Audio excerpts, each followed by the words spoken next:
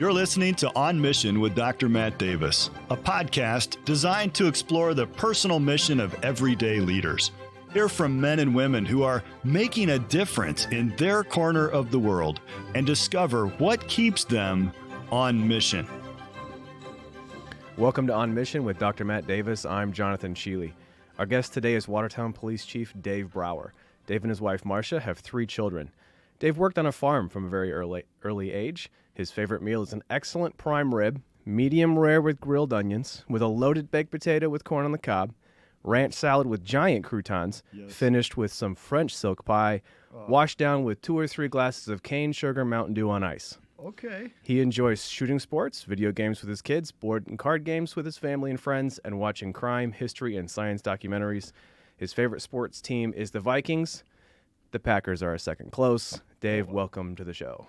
Thanks, Jonathan. I appreciate it. Thanks for the chance to be here. Man, I am looking forward to this conversation, and you can order for me on the menu any day, man. That is like a perfect order. Although I do have to ask, there's a pure cane sugar version of Mountain Dew. There is. Like even Quick Trip carries it. It's much more mellow rather than the, I don't know what the difference is, the corn syrup and the cane sugar, but it makes a difference for me. Maybe I'm just too much of a...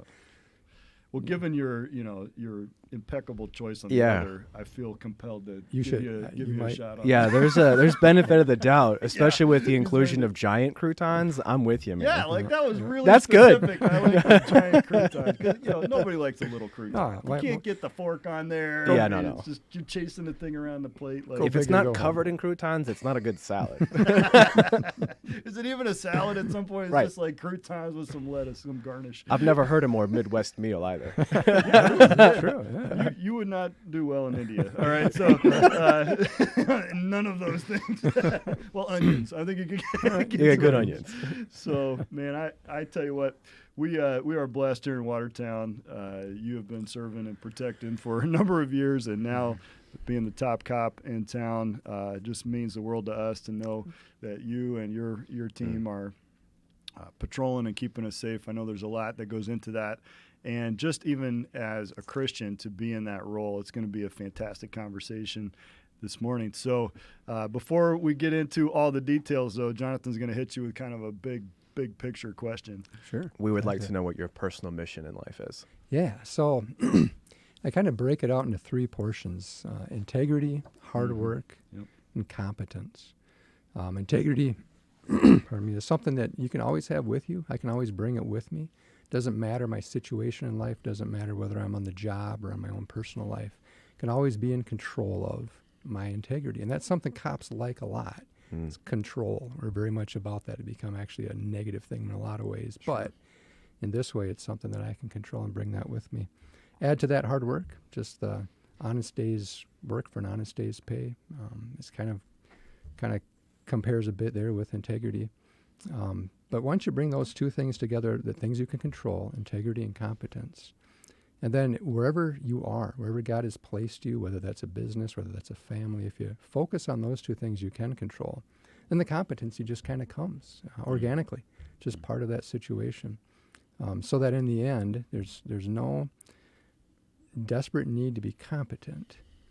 Instead, there's just opportunity to have integrity and to work hard at things and let the competency come the way it should. Kind of keeps you in a position where if you're being promoted, if you're getting more responsibility, difficult things, it doesn't come in year number 3 when you're not ready for it. It comes in year number 20 after you've got a considerable amount of competency built up over that organic process in that time. Yeah, I want to explore each and every one of those elements because I think they obviously work together, but there's probably a hierarchy even within that, as you've already started to allude to that. But it really does kind of foundationally start with integrity. How would you define that, certainly in your role as a policeman, but even beyond that, just as a believer? And we have so many different roles of life where integrity is absolutely key. Yeah, just kind of generally integrity is doing the right thing for the right reason, and especially being willing to do that when nobody's looking. And that's where it becomes really crucial to develop that foundation that then you're not accidentally doing things because you weren't planning well to do the right thing because you didn't think you were going to be seen. Instead, if you're at the core doing the right thing when nobody's looking, then that becomes a natural thing when the chips are down, when stress is on the line, when it's a difficult situation, when it really matters the most, rather than reverting back to your natural state of not having that integrity, and getting caught and slipped up, or getting caught up in the temptation to not tell the whole truth, or the temptation to spin things the way it makes you look better, and those sorts of things. Yeah.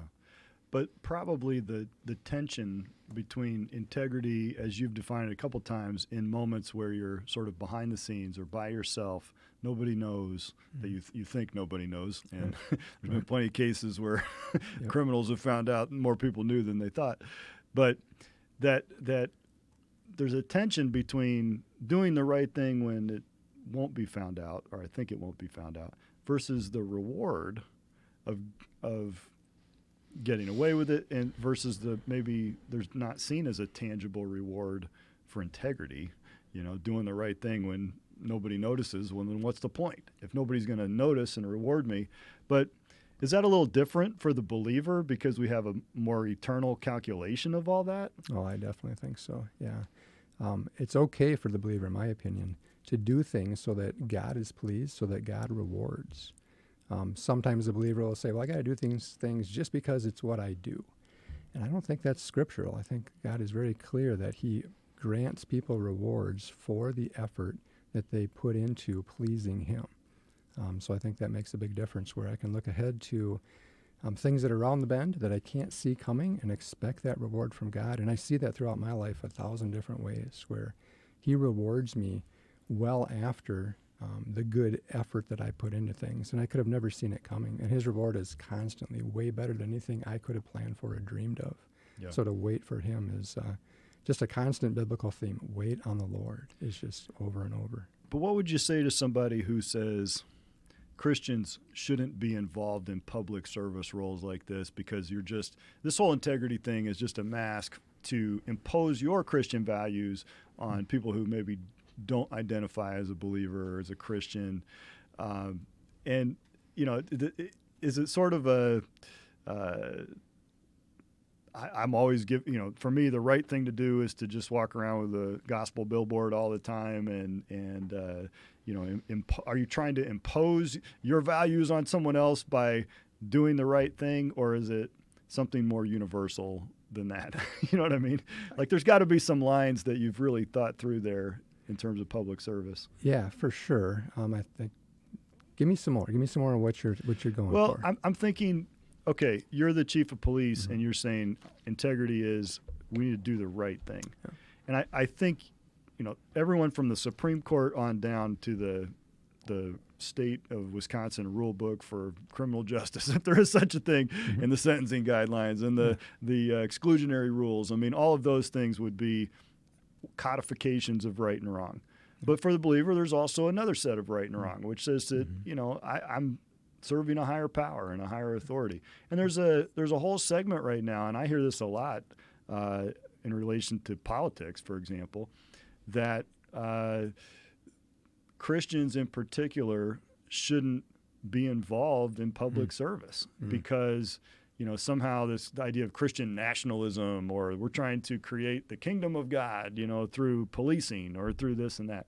But I've noticed over the years, especially here in the Watertown area, you have had a good balance of, listen, we're here to serve and protect everyone, and it isn't really for us in our public roles to be imposing, our Christian beliefs on someone else. But there's got to be a balance there between what has been defined as criminal activity versus balancing against the rights, even the rights of people who don't believe the way that you do. Yeah. And that's got to be difficult to say, the right thing for me to do today as the chief is to protect the rights of someone that believes differently than me to do something that my personal beliefs wouldn't allow me to do. You know what I mean? Sure. Yeah, there's got to be a tension there you've kind of thought through how to resolve that. Yeah, it goes back to our Constitution. It goes back to the foundation of equal protection under the law, that protects everybody equally. So that every time I run into a situation where I don't particularly like a particular law, let's just pick something very minor. Let's say maybe I have an opinion that motorcyclists shouldn't have to wear helmets. But now my state says every motorcyclist has to wear a helmet. And how do I feel about enforcing that law on somebody that I don't necessarily agree with it? And so as a law enforcement officer, every officer should be first and foremost saying my duty is to protect the Constitution, because that sets the foundation for everything else that I do. And that equal protection under law is there, where if I'm not willing to enforce a particular law, then I should step away from being a law enforcement officer for that situation. And then each person, each officer decides for themselves, where is that line? For me, I have no problem enforcing a helmet law that I don't agree with. If we got to a situation where I was doing something that was clearly against God's word, wrong in the sense of I'm doing something that's a clear sin, I'm not going to come up with an example off the top of my head because I haven't seen one happen yet. Right. In my situation, in my 20 plus years of law enforcement, but I'm ready for that, to be able to say, okay, this is where I've got to step away from it and stay true to my initial foundational requirement that I need to provide equal protection to everybody, regardless of whether I think what they're doing is in the best interests of them, for instance. We can go back to prohibition as an example of that, where for some time there was a law that said you couldn't drink, and then now for years after that there's a law that says you can. I might have an opinion that drinking just by itself, especially drinking to excess, is a bad idea, but it's not in the law right now to go do anything about that and to prevent it in any way. Right. So I certainly don't have a problem with somebody drinking or even drinking to excess. It's not illegal. Right. Of course, in your law enforcement capacity, driving, you're looking more at the illegal aspects of where that goes too far, drinking or operating a motor vehicle, or the fights that people have, or domestic violence when it has a different effect of that.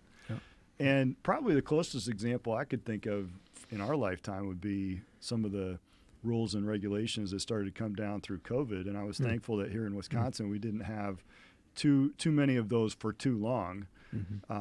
But some of the states, they were shutting down churches, and then it was like on the law enforcement to tell a pastor that they couldn't open the doors of their church. And I'm sure a lot of guys out there were going, this is a conscience issue I need to wrestle through and better get this, better get this straight. Is this one of those, well, it's a law I don't agree with things, or is this one of those I ought to obey God rather than man moments, which are very rare, hard to come up with direct examples in modern society, thankfully.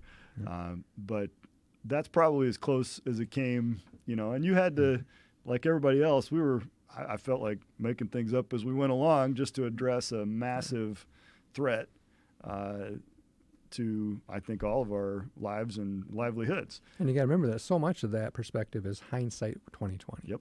And in the moment when it's happening and we're receiving very little information about this virus, we don't know if it's going to be super deadly or slightly deadly. Exactly. And I At say that people point, they don't remember. Like, I'm leading an organization here. You're working with the police. We're working with the health department. They're telling us, look, you could expect 40% of your workplace to die from this. That's what they were telling us at the beginning.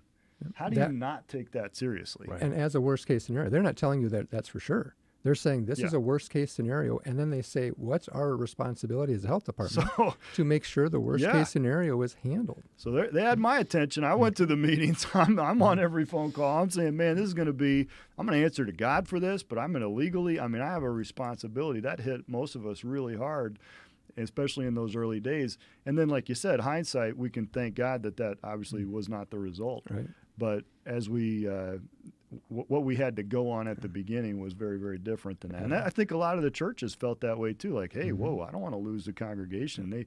They for a time, before the information was, a little bit better off, said, okay, let's do Zoom, let's do limited sizes. And I was thankful that those restrictions began to lift as more information came along. Became a risk assessment sort of thing. Yeah. And what do you want your government to assess your risk at? Do you want it to assess, that's probably no big deal. Go ahead and see what happens. Yeah. Or do you want your government saying, well, here's worst case scenario. Let's operate that way until we know we're safe. Yeah. And that's kind of where my mind goes as a cop, where I'm not just going to be like, I hear of some terrible thing coming to Watertown and be like, I don't think it's going to be that bad. Let's not staff for this. Let's not prepare for it. Let's just hope that in hindsight 2020 we look back and find it was no big deal. It's tough for me to do. We don't have that luxury. Lawyers don't have that luxury. Right. Law enforcement doesn't have that luxury. Nobody says, well, okay, best case scenario, you'll probably be okay. Nobody comes to a lawyer and asks about that. Nobody approaches law enforcement that way. You have to prepare for the worst, hope for the best type thing. So I do have a question we're still talking about integrity. What's the role of emotion and time compression when it comes to integrity? Oh, man. You know what I mean? That's going to be a 4-hour conversation. Okay, well, I don't want to go 4 hours. I like that, but I like it. I'll kind of try to summarize a little bit. Law enforcement, you see this, people fear this, it's a reasonable thing to be concerned about, is the cop who's worked up and excited and mad and you have emotions to be as out a of police control. officer? We do, yeah. Oh, not full RoboCop No, yet? Okay. we're not able to do that. And the effort is to channel that emotion into fast, decisive action to protect lives and property. Do we do it perfectly all the time? Well, no. There's no job. I mean, can you imagine a fighter pilot? He's not going to do things perfectly all the time. He's fast, decisive action under huge stress. Going to make mistakes. We're all going to do those things. So it becomes as much as possible, draw back, slow things down. Understand that very few cops are so foolish as to want things to move quickly. As soon as we can get things calmed down, de-escalate, start the conversation going, that's going to give everybody time, and not just the cop, but everybody involved, to get that emotional level down. Once you've got some emotion in things, you're moving fast, you can make mistakes. So we do really try hard to talk.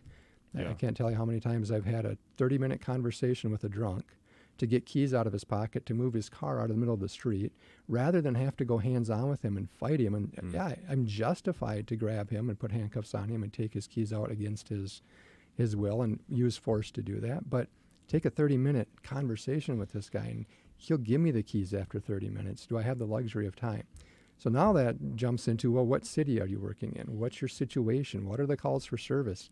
If I've got on my radio blasting shots fired down the street and I got to get this guy's keys out of his pocket fast, I'm not able to do that. Now what we would like to do is not often what we can do. We're simply forced by circumstances to move quickly. But if it's at all possible, every cop wants to slow things down and add time and add emotion, lessening to the situation to make it safer for everybody. I think there's a general decision-making principle that you can apply there as well, even in your line of work where things are escalated to life or death situations. But outside of that realm, in all business decision-making, in leadership decision-making, taking time to reflect and to actually, let's take stock of what the details are, when in reality, our initial emotions are going to cloud what's going on. It may give us an initial assessment of how serious it is, but that time is always going to make that decision better if it's allowed. Absolutely. If you have that luxury, you need to use it. The same thing with bringing the team concept in, that having more than one perspective on this and getting input from more than one people is just so helpful. Just something that I've learned very quickly as chief, that the more I can include more perspectives and more people in decision-making, have conversations, and not just go with what my head tells me, I end up making way better decisions because of that. And you have people bought into it as well. Absolutely. As you collaborate. Yep. So that's kind of the integrity piece, and that lays the foundation, and then it comes in to hard work. And this is definitely building on integrity, because if you don't have integrity, you're probably not going to have a hard work ethic. And yet this is something that's frankly kind of missing today in a lot of scenarios, a lot of workplaces. And so where does that ethic for hard work, where does it come from? And how do you see that rewarded, I suppose, in your profession, or even as you raise your kids and see them sort of trying to develop that same work ethic? Yeah, it's a big topic. There's so many. How can I create a situation where hard work is definitely rewarded, as opposed to just skill? Those kind of back and forth pulls. Because it's not just time, putting in time, clocking, punching the clock type thing. Yep. It's about commitment, whether or not somebody's going to stick with a task, how motivated they are to be creative and come up with new solutions. It's one thing to give a task to somebody and have them say to themselves, well, tell me how to do it and I'll do it. Or to be able to give a task to somebody and have them creatively come up with better solutions than I could think of. Those are the really crucial skills that I would love to promote and bring up to leadership positions. But you're right, it's not something that comes naturally. for most people. It's also something that is difficult to train and instill. So there's this real tension here with, if you want good people, the best way to find them, or the best way to have them, is to hire good people. But how do you find the good people? How do you recognize the good people and know the good people? But that's key. If the recruitment process, hiring process, having a good solid method to find the right people is very crucial. And then maybe the best thing we can do, or maybe for sure the foundation we can do, is reward and keep those people happy, if you will. Keep them paid appropriately. Keep them included in the collaboration. Give them a desire or a purpose. Build their desire by giving them a purpose towards the final solution, the final product, and especially giving them the credit for it. That's something that in law enforcement, part of that type A personality cop thing is to be a big ego. Frankly, we have a hard time setting aside what looks good for me and letting somebody else take the credit for the team's success. But as often as I can, I want to give that credit back to the people that put the creativity and the integrity and the hard work into it and came up with solutions. So that's something that is integral to my mission as a chief, is to do those things. You contrasted hard work. You said, I'm looking for somebody who's hardworking and not just skillful. How do you prioritize or weight those two things, hard work versus skill? If you've got a desire to always work hard and you've got just a small amount of intelligence, then the skill comes naturally. It comes over repetition organically. And I see that time and again where we start with a young officer who just has a difficult time and flounders. And in a year, and our FTO program uses many cops or law enforcement agencies use the learn by failure method, where you got to go do it, and you're going to do it wrong, and we're going to tell you what you did wrong, and you're going to do it again.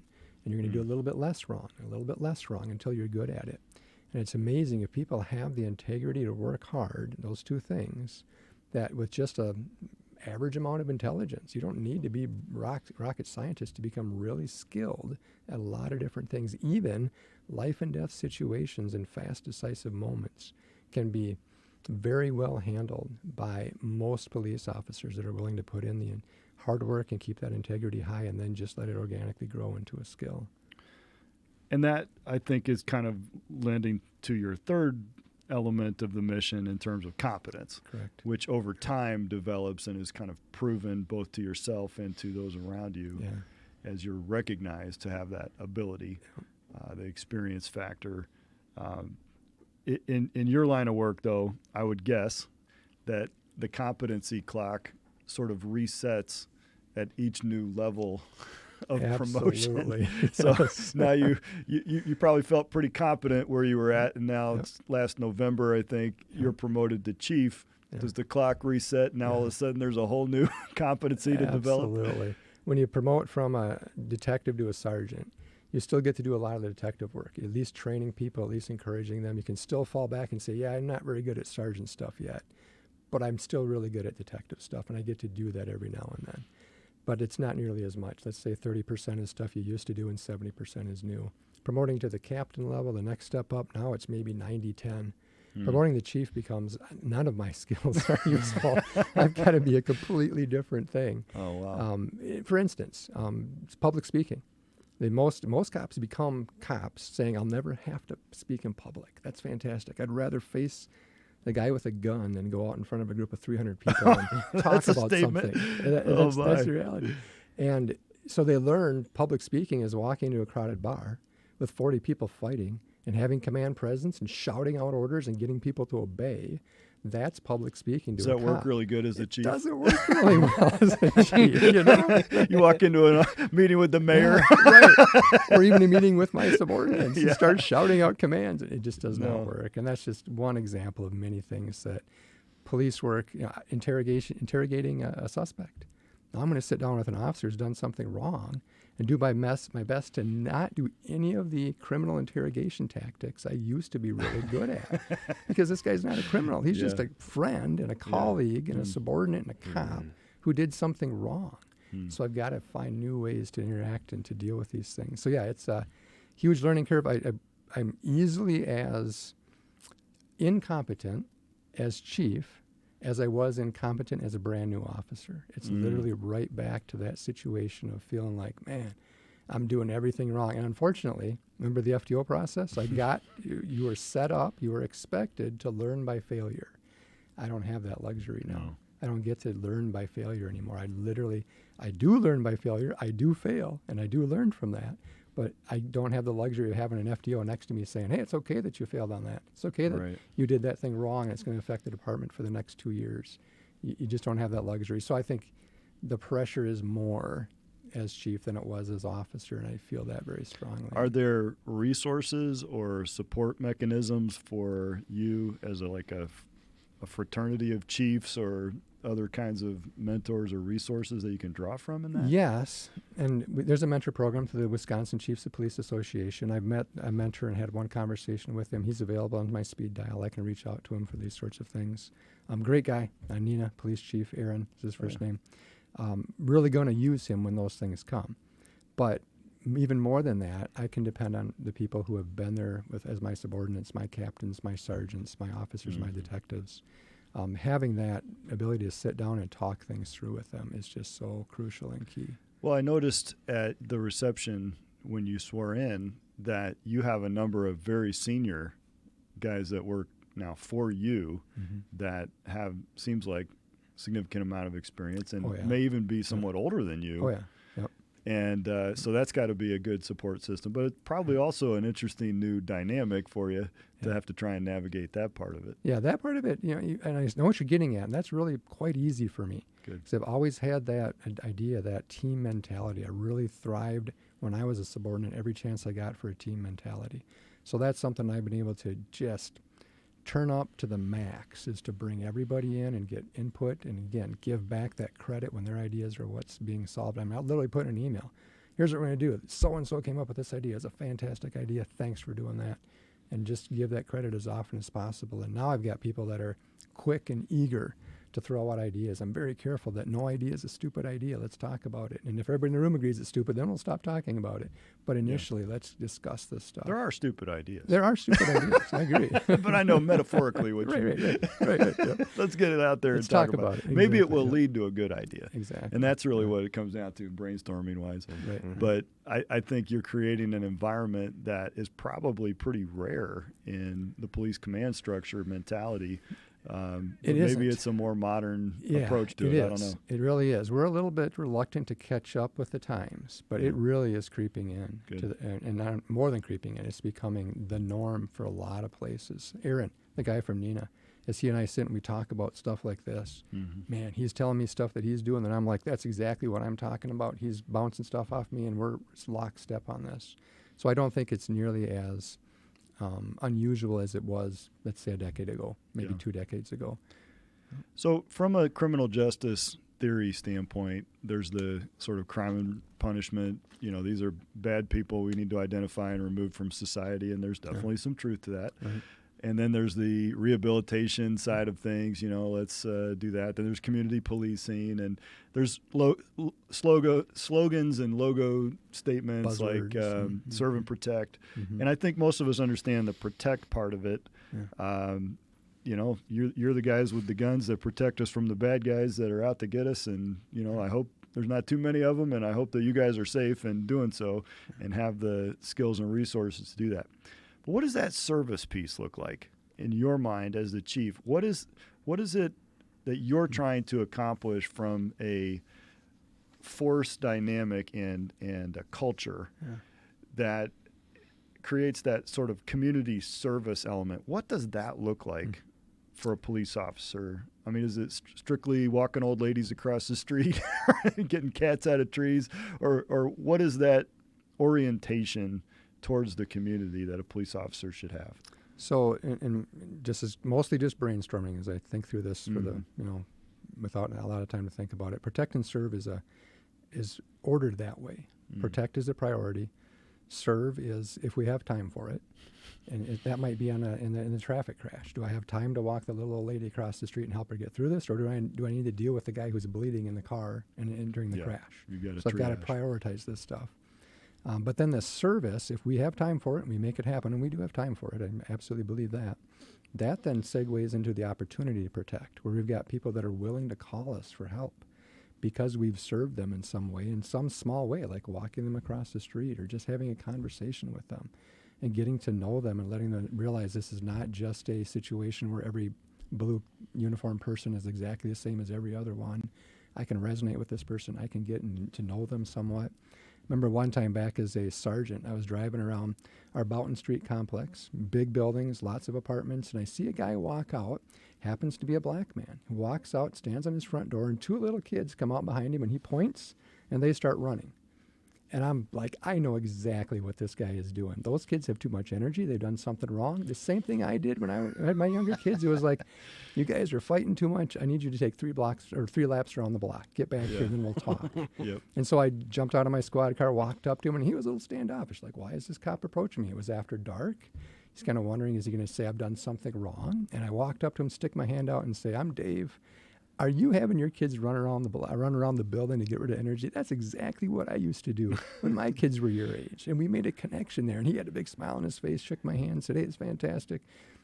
Just a great connection, opportunity to serve simply by engaging with him on a human level and explaining, I connect with you in this way and I want to keep that going. Guarantee you, he's going to walk away from that situation talking with other people about this fun opportunity, this fun interaction he had with a cop. And that spreads. Just like a bad interaction with the cop spreads, a good interaction with the cop spreads. So the more we can serve in that way, the more opportunity I have to protect that guy, because now he's going to call me. He's going to say, hey, I've got this fight with my wife. It might turn into me being arrested, but nothing really bad has happened. And we're constantly telling people, call us before it gets bad. We'll come over and we'll counsel and we'll interact with you and we'll separate things and nobody has to get arrested. And now he says, maybe I trust that guy enough. He did connect with me. He does see me as a fellow human being. I'm going to call before it gets bad, before it's desperate and I have to be arrested. And now that protection becomes more possible because of the opportunity to serve that started it all. Mm-hmm. Is your role as the chief bringing you more so into contact with other political figures within the structure of the city and other departments and things like that? Are you finding yourself more than before, where it was probably most of your interactions were with other officers and maybe the public in the less fun or ideal capacity? So now you're interacting with the mayor and alder people and going to city council meetings and representing the force in those venues, as well as, community businesses and things like that, trying to, maybe it's more PR than you like to ever do before. But how has that changed, in your role as the chief? Yeah, that's a big part of it. One of the big parts of it that you never had to do before. Prior chiefs before us just took that burden, weight on themselves, and in a sense, it was nice to be insulated from that, to just go do our thing and enforce our laws and make our arrests and protect people and that sort of thing. Right. But with the team mentality, man, I want to involve those people, those subordinates. If I've got an issue that I know I've got an expert and he's a detective, I'm going to bring him along to that city council meeting, have that conversation as much as I can. So I'm not going to be as insulating a chief as prior chiefs, but I'm going to include them and bring them on board. And then those political figures, those outside the department people get to know more of us, which I think is a fantastic thing. No one person is a good representation of an entire group of 40 officers or 60, total people. So the less I can arrogantly think that Dave Brower is the face of the police department, the better it is for not only our department, but also the people outside our department to see and understand and know different people. Maybe you won't have an answer to this off the top of your head, but was there something that kind of jumped out to you that was surprising that you didn't expect about the role of the chief that you maybe didn't realize that came with the job, or that, good or bad? I guess it could go either way as far as a surprise, but maybe something you didn't anticipate would be as big a part of the role as it turned into. Man, I have to give that one some thought, because so much of I really walked into it going, I have no idea what this is going to be like, and I'm preparing that way to not be blank slate. Right, to be as blank slate as possible. Can't be surprised. I have no idea what I'm getting into. Yep. Fair enough. But let me think. I think the time commitment And whether or not I can craft this chief's position to a place where I can better balance time off and time at work it's more difficult than I expected, but I'm making headway in it. I'm only in month number 4. Yeah. Months number 1 through 3 just felt like drinking from a fire hydrant, just utter deluge of more new stuff that I don't know. And everything takes me twice as long, or maybe 3 times as long, because I don't know how to do it. So waiting for that, I've seen a little bit of a lessening of that, hopeful enough to me. So, okay, I'm hopeful here.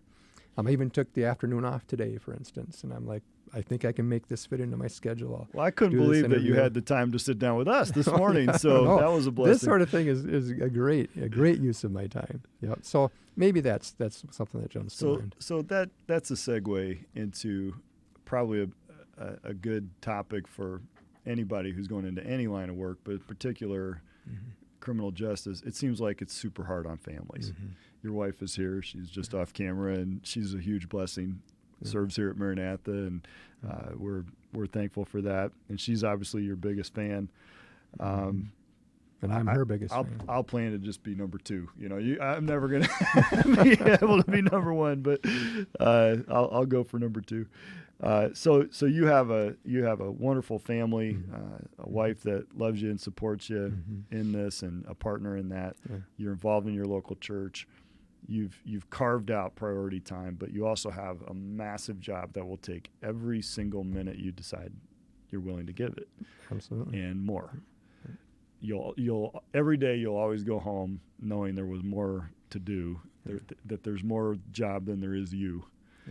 And that there was something else you could have done, something else you'll wondered should have done, right?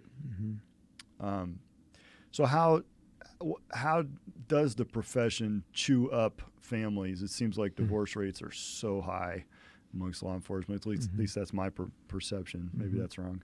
But you've managed to navigate a career in criminal justice and maintain a healthy home environment, raise awesome kids that want to serve the Lord, that are tenderhearted, that aren't that kind of jaded, that the profession tends to put a crusty exterior, at least, on guys and even their families, and yet that's not the Browers, So what are you doing differently?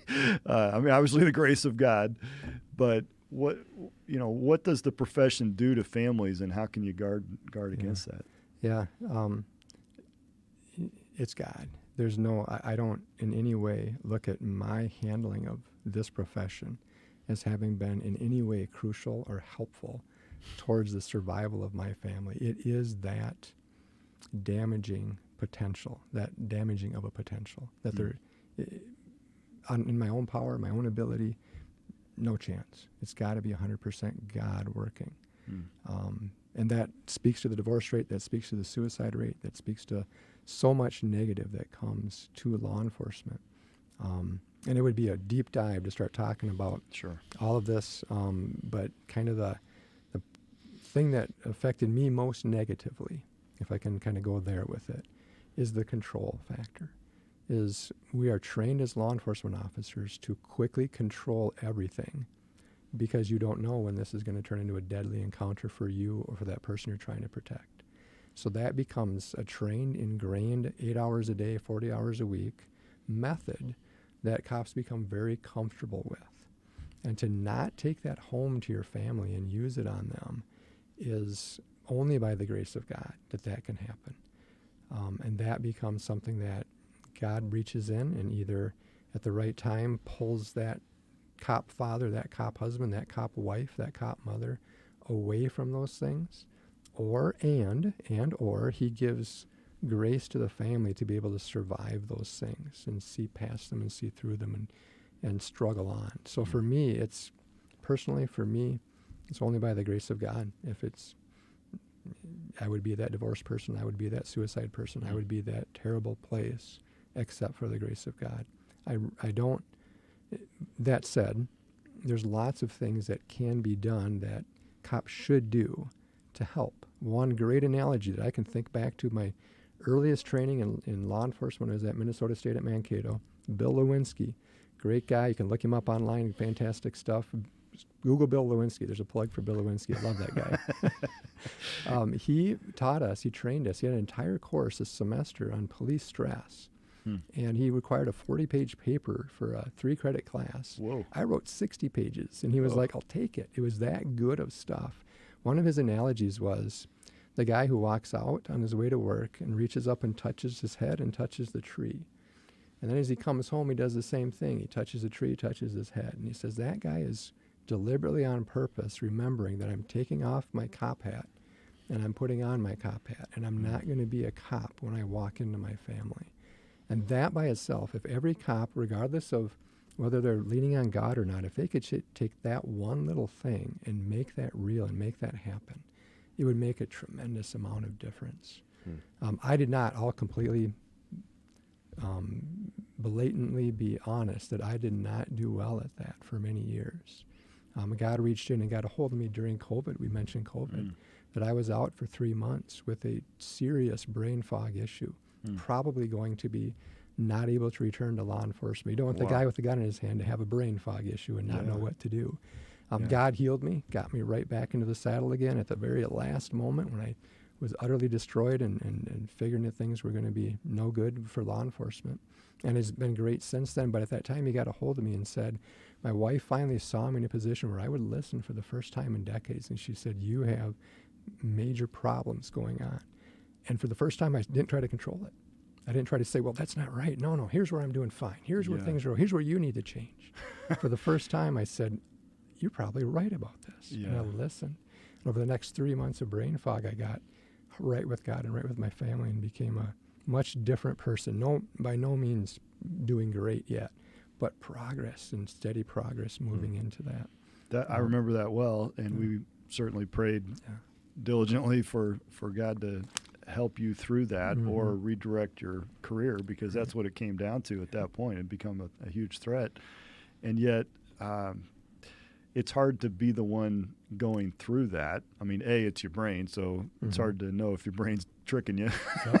That's a hard thing. You are reliant on someone else that you trust, that loves you, that has your best interests, and you have to go with that, version of reality instead of the one that's in your between your own ears, and that's really tough.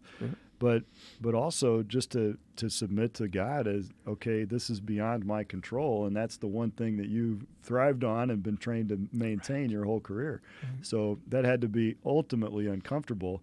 And yet, do you look back on that and say, maybe in a strange way, I'm glad that happened because I'm a better person because of it, what God taught me through it? I mean, are you able to have that perspective on it? That's 100% the perspective. Wow. If it hadn't been for that time, I don't know where we would be as a family right now. Wow. So God really reached down and used that. Just got a hold of me. And man, it's good to be got hold of by God. It's really a good thing. I don't care how it comes, when it comes, what difficulty it is. It's always going to be way better around the corner. And it was tough in the moment, but I would never trade that for anything. So concluding question for me is, as a citizen, I can't be more thankful for the community that we live in, that you and your team have provided to us. It's a gift. Having safe streets, having the ability to sleep safely at night, raise a family here from young age. My boys were little, and the Watertown Police Department has taken, I don't know how many, threats to my family, off the streets that I never even knew about. Absolutely.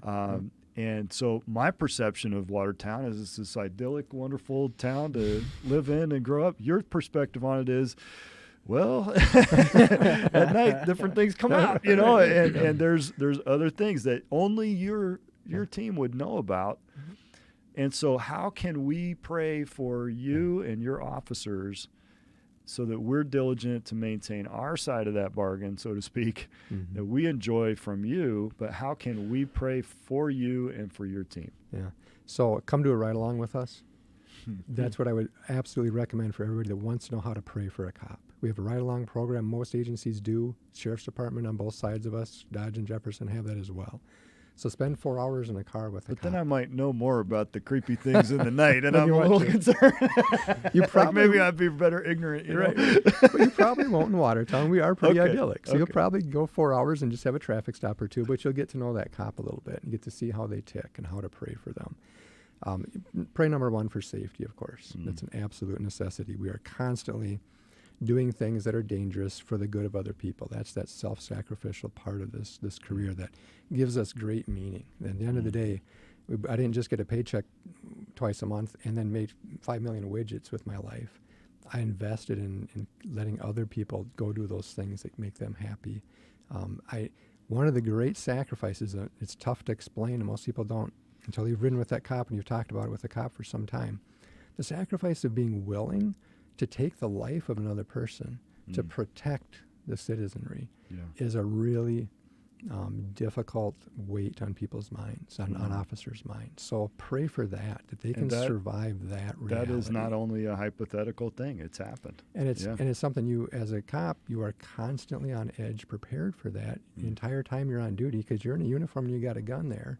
And no matter what happens, it's on you to protect that person and make that split-second, high-speed decision on whether or not to take somebody's life, and never really be able to turn that off. And really, even off duty, most of us are armed off duty. Most of us take that very seriously. Most law enforcement agencies expect or require sometimes their officers to take fast, decisive action when life and death is happening, even if they're not on duty. So it's really something that weighs on the officer all the time. It's the reason, think of it this way, the executioner used to wear a hood so that his anonymity was protected, so that nobody knew who he was, so that he could just decompress and not be that executioner. We now have the reality of life and death decisions are made every day by our officers, and no anonymity allowed. Sure. You have to be front and center when the It's camera going to be shows up. micro-analyzed, probably video recorded, Exactly. and second by second, or even more granularly analyzed and criticized. Yep. So pray for them to be able to bear up under that strain and not let that become a jaded thing for them, turning them into a robot, turning them into a cynical person, especially as they go home and deal off duty with their family and their friends and their realities off duty. So those two things are the first things that come to mind: safety, of course, and then safety for their mental well-being as they bear up under the stress of being that level of protector for society. Wow. That's awesome. Thank you so much for your time and investment in our community. I know that you've been on campus many times to train faculty and staff, Yep. and those investment times definitely were important in our careers as well. But thank you for your time even here on the show. Well, thank you guys for what you do. And thank you for being part of the community that cares, wants to know these things, wants to pray for us, wants to support us. That means so much. Thank you so much. You're welcome. Thank you for joining us today. On Mission is a production of Maranatha Baptist University. Subscribe to On Mission on Apple, Google, Spotify, or wherever you listen to podcasts. Don't forget to leave a review, as this will help other growing leaders find these conversations. For information about our guests, previous episodes, and general information about On Mission or MBU, go to mbu.edu/podcast. Join us again next week as we examine what keeps leaders on mission.